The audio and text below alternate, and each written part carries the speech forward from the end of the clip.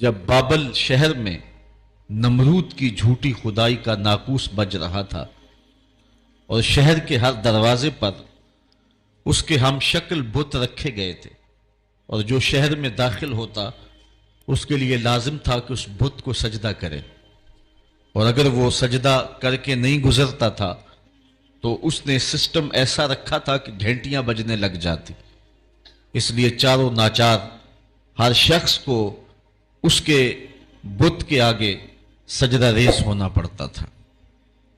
اس ماحول میں جبکہ کفر ہر سمت پھیلا ہوا تھا، ظلمتیں ڈیرا جمائے ہوئے تھی، شب دہجور ہر سمت پنجے گاڑے ہوئے تھی، اور اس کی جھوٹی خدائی کی فسونکاری لوگوں کو جکڑے ہوئے تھی، تو زمانے میں ایک شخص پیدا ہوا جس کو حضرت ابراہیم کے نام سے دنیا جانتی۔ آپ نے نہ صرف نمرود کی جھوٹی خدائی کا انکار کیا، بلکہ انہوں نے جو جھوٹے خدا بنا رکھے تھے ان سب کا انکار کر کے پوری عظیمت اور پوری جرت کے ساتھ کھڑے ہو کر کے دنیا کے سامنے توحید پرستوں کی جو تصویر پیش کی ہے وہ انوکھی بھی ہے، البیلی بھی ہے، جرت افزا بھی ہے، اور باطن کو جلا دینے والی بھی۔ آئیے سورہ الانبیاء اٹھا کر کے دیکھتے ہیں اللہ کا نبی جس ماحول میں آنکھ کھولتا ہے اور پھر جوانی کی دہلیز پہ قدم رکھتا ہے، ایک جھوٹے خدا کی خدائی کا ڈنکا بج رہا ہے، اور لوگ اس کے سامنے اپنی پیشانیاں بھی جھکاتے ہیں اور اپنے سر بھی جھکاتے ہیں۔ حضرت ابراہیم جب بلوغت کی عمر کو پہنچتے ہیں، وَلَقَدْ آتَيْنَا إِبْرَاهِيمَ رُشْدَهُ مِنْ قَبْلِ، اللہ ارشاد فرماتا ہے اور یقیناً ہم نے مرحمت فرمائی تھی ابراہیم کو ان کی دانائی، اس سے پہلے وَكُنَّا بِهِ عَالِمِينَ، اور ہم ان کو خوب جانتے تھے۔ اِذْ قَالَ لِأَبِيهِ وَقَوْمِهِ مَا هَٰذِهِ التَّمَاثِيلُ الَّتِي أَنْتُمْ لَهَا عَاكِفُونَ، جب انہوں نے اپنے چچا اور اپنی قوم سے کہا کہ یہ کیا مورتیاں ہیں جن پر تم پوجا پاٹ کرنے کے لیے جمے بیٹھے ہو۔ وہ بت تھے جن کے ارد گرد وہ بیٹھے رہتے تھے اور ان کی پوجا پاٹ کرتے تھے۔ قالوا وجدنا آباءنا لها عابدین، تو انہوں نے جو دلیل دی وہ یہ تھی کہ ہم نے اپنے آباء و اجداد کو ایسے کرتے ہوئے دیکھا ہے۔ قال لقد کنتم انتم وآباؤکم فی ضلال مبین، حضرت ابراہیم علیہ السلام بولے بے شک تم اور تمہارے آباء و اجداد سارے گمراہی میں ہو۔ قالوا اجئتنا بالحق ام انت من اللاعبین، کہنے لگے آپ کوئی ہمارے پاس سچی بات لے کر آئے ہیں یا یوں ہی ہم سے دل لگی کر رہے ہیں۔ قال بل ربکم رب السماوات والارض، حضرت ابراہیم علیہ السلام نے کہا کہ یہ تمہارے معبود نہیں ہیں، تمہارا معبود وہ ہے جو زمین و آسمان کا رب ہے۔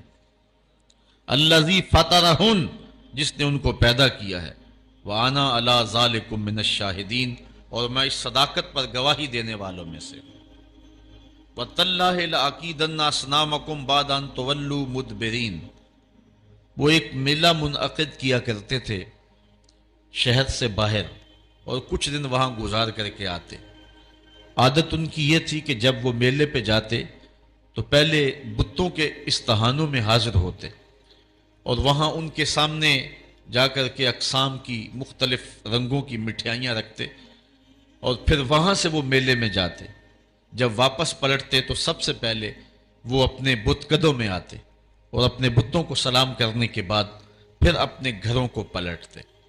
ہمیں جو طریقہ دیا گیا ہے، میرے اور آپ کے آقا و مولا جب بھی کبھی سفر پہ تشریف لے جاتے تو حضور سب سے آخری منزل مسجد کو رکھتے تھے۔ مسجد سے نوافل پڑھنے کے بعد حضور سفر پر روانہ ہوتے، اور جب واپس حضور تشریف لاتے تو سب سے پہلے مسجد میں جلوہ فراز ہوتے۔ تو ان کا انداز اپنے بتوں کے لیے یہ تھا، اور اہل ایمان کا اپنے رب کے حضور شکرانے اور نذرانے اور محبتوں کے اظہار کا طریقہ یہ متعین اور مقرر کیا گیا ہے۔ خیر، انہوں نے حضرت ابراہیم کو بھی دعوت دی کہ آپ چلیں اور ہمارے ساتھ میلے میں شریک ہوں۔ حضرت ابراہیم علیہ السلام نے کہا کہ میں تمہارے اس میلے میں کیسے شریک ہو سکتا ہوں جہاں بت پرستی ہوگی، میں تو تمہارے عمل اور رویے سے پہلے ہی بیزار ہوں۔ تو خیر وہ اپنے بتوں کے سامنے طرح طرح کی مٹھائیاں رکھ کر کے میلے پہ چلے گئے۔ انہیں سان گمان بھی نہیں تھا جو کچھ ہوا ان کے آنے کے بعد۔ حضرت ابراہیم علیہ السلام نے اس موقع کو غنیمت جانا اور ہاتھ میں کلہاڑا پکڑا۔ یہ سورہ الانبیاء ہے۔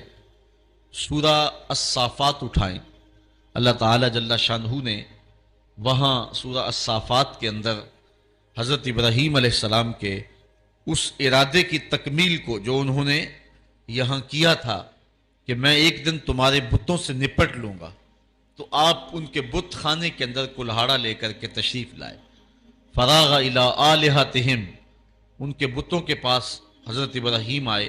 فقال الا تاکلون، ان کے سامنے انواع و اقسام کے کھانے پڑے تھے۔ حضرت ابراہیم علیہ السلام نے کہا کھاتے نہیں ہو؟ ان کی بے بسی کو ظاہر کرنے کے لیے یہ کہا کھاتے کیوں نہیں ہو؟ اب وہ بیچارے کیا جواب دیتے؟ پتھر اور مٹی کے بنے ہوئے مادوؤں کی منہ میں کون سی زبان تھی کہ جو ما فی الضمیر کا اظہار کر پاتے؟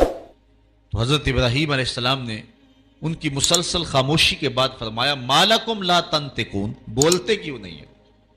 فراغ علیہم ضربا بالیمین، یہ اللہ کے پیغمبر کا جلال ہے۔ آپ نے دائیں ہاتھ میں کلہاڑا پکڑ کے ان کے ٹکڑے ٹکڑے کر کے رکھ دیے۔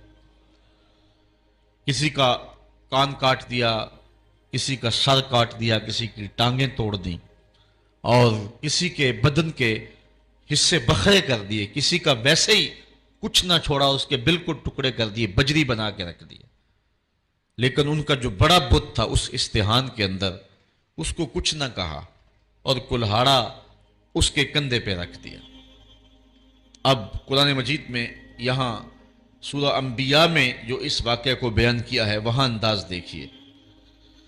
آپ نے فرمایا وَتَاللَّهِ لَأَكِيدَنَّ أَصْنَامَكُمْ بَعْدَ أَن تُوَلُّوا مُدْبِرِينَ، جب تم پلٹ کے پیٹھ پھیرتے ہوئے آؤ گے تو میں تمہارے بتوں کے ساتھ جو ہے کوئی سلوک کروں گا، ان کا بندوبست کر لوں گا۔ فَجَعَلَهُمْ جُزَازًا، تو پس آپ نے ان کو ریزہ ریزہ کر ڈالا۔ اللہ کبیر اللہم، لیکن جو ان کا بڑا بت تھا حضرت ابراہیم علیہ السلام نے اس کو کچھ نہیں کہا۔ یہ نہیں کہ اس پر غصہ نہیں تھا، بلکہ ایک حکمت تھی، اس قوم کو رسوا کرنا تھا اور اس قوم کو لاجواب کرنا تھا، ان کے سامنے ان بتوں کی حیثیت رکھنی تھی۔ تو حضرت ابراہیم علیہ السلام نے بڑے بت کو کچھ نہیں کہا، لعلہم الیہ یرجعون، تاکہ وہ لوگ اس افتاد کے بارے میں اس کی طرف رجوع کریں۔ اب قوم جب واپس آئی تو معمول ان کا یہی تھا کہ وہ پہلے بت خانے میں آیا کرتے تھے۔ جب وہ بت خانے میں داخل ہوئے تو عجیب تماشا دیکھا کہ جن بتوں سے وہ مرادیں مانگا کرتے تھے، جن سے بارش کی دعائیں کیا کرتے تھے، اور جن کے ساتھ ان کی حکومت، سیاست، ان کا معاش، ان کی معاشرت وابستہ تھی، ان کے حصے بکھرے پڑے ہوئے دیکھے اور ان کی ٹانگیں ٹوٹی ہوئی دیکھی تو بہت پریشان ہوئے۔ قالوا من فعل هذا بآلهتنا انه لمن الظالمین، کہنے لگے ہمارے ان خداؤں کے ساتھ یہ سلوک کس نے کیا ہے؟ جس نے یہ کام کیا ہے وہ ظالموں میں سے ہے۔ غصے سے پیچو تاب کھانے لگے کہ برا حال ہوا ہے، دھڑن تختہ کر کے رکھ دیا اور ان کے جسم کے ٹکڑے بکھرے ہیں بت خانے کے اندر، مٹھائیاں بکھری ہوئی ہیں، پلیٹیں بکھری ہوئی ہیں۔ تو کہنے لگے یہ کسی نے بہت برا کیا، سخت ظلم کیا، زیادتی کی ہے۔ قالوا سمعنا فتى يذكرهم يقال له ابراہیم، کہنے لگے چند آدمیوں نے ان لوگوں میں سے کہا ایک نوجوان کو سنا ہے جو ان بتوں کا ذکر برائی سے کرتا ہے، اس کا نام ابراہیم ہے۔ ورنہ اس بھرے ماحول میں ان بتوں کے ساتھ یہ سلوک بھلا کون کر سکتا ہے؟ ان بتوں کی ہیبت سے سارے خائف ہیں۔ ایک بندہ ہے اس پورے معاشرے کے اندر جو جرأت کے ساتھ ان بتوں کے خلاف بولتا ہے، اس کو ابراہیم کہتے ہیں۔ یہ سب کچھ اسی کا کیا دھرا ہوگا۔ قالوا فاتوا به علی اعین الناس لعلهم یشهدون، کہنے لگے پھر پکڑ کر لاؤ اسے سب لوگوں کے سامنے لوگوں کے روبرو وہ اس کے متعلق کوئی شہادت دیں۔ جن لوگوں نے اس شخص کو، ابراہیم کو، ان بتوں کی برائی بولتے ہوئے دیکھا ہے، وہ کہیں کہ واقعی یہ بتوں کا مخالف ہے، اور یہ الزام ہم اس پہ لگائیں کہ اس نے یہ کیا ہوا ہوگا، اور پھر اس کو سزا دیں۔ حضرت ابراہیم علیہ السلام لے آئے گئے اور ان کو پکڑ کر کے، گرفتار کر کے جو ہے وہ بادشاہ کے دربار میں حاضر کر دیا گیا۔ آیان سلطنت بھی بیٹھے ہیں، وزراء بھی بیٹھے ہیں، مشیر بھی بیٹھے ہیں، خود نمرود بھی بیٹھا ہے، پجاری بھی، اور ان استہانوں کے اور ان بت خانوں کے پروہت بھی بیٹھے ہوئے ہیں، منتیں ماننے والے، دعائیں مانگنے والے، ان کو اپنا معبود سمجھنے والے، اپنی پیشانی ان کے چرنوں میں رکھنے والے سارے بیٹھے ہیں اور اپنے بتوں کی بدحالی پہ پیچ و تاب کھا رہے ہیں۔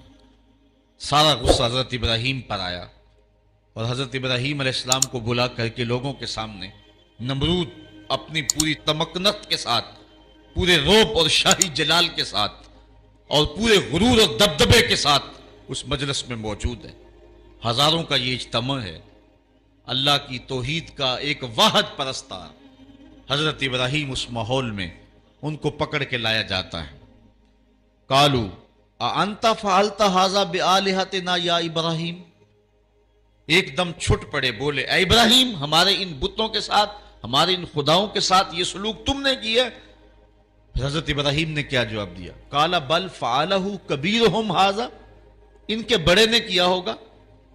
اسلحہ تو اس سے برآمد ہو رہا ہے نا، یہ آپس میں لڑ پڑے ہوں گے، یہ کہہ رہا ہوگا کہ تم چھوٹے میری خدائی میں کیوں شریک ہو، تو اس بڑے نے کیا ہوگا۔ پھر آگے فرمایا فَاسْأَلُوهُمْ إِن كَانُوا يَنْتِقُونَ، اچھا یہ نہیں بتاتا تو جن کے ساتھ یہ قیامت ٹوٹی ان سے پوچھ لو کہ تمہارے ساتھ یہ قیامت کس نے توڑی، یہ اپنے دکھ کی بپتا خود سنائیں نا، اپنی داستان سرائی خود کریں، ان کے ساتھ یہ قیامت کس نے توڑی، کس نے ظلم کیا ان کے ساتھ؟ پہلے تو کلہاڑا جس سے برآمد ہو رہا ہے، ان کا جو بڑا ہے اس نے کیا ہوگا۔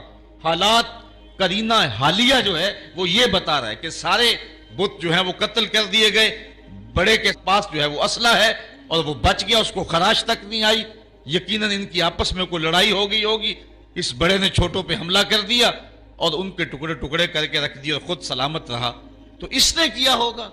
اچھا اگر اس نے نہیں کیا ہے تو یہ نہیں بتا رہا، تو چلو جن کے ساتھ یہ قیامت ٹوٹی ہے ان بیچاروں سے پوچھ لو تمہاری ٹانگیں کس نے کاٹ دی، تمہارے سر کس نے توڑ دیے، تمہارے کان کس نے کاٹ دیے، تمہاری ناک کس نے توڑ دی۔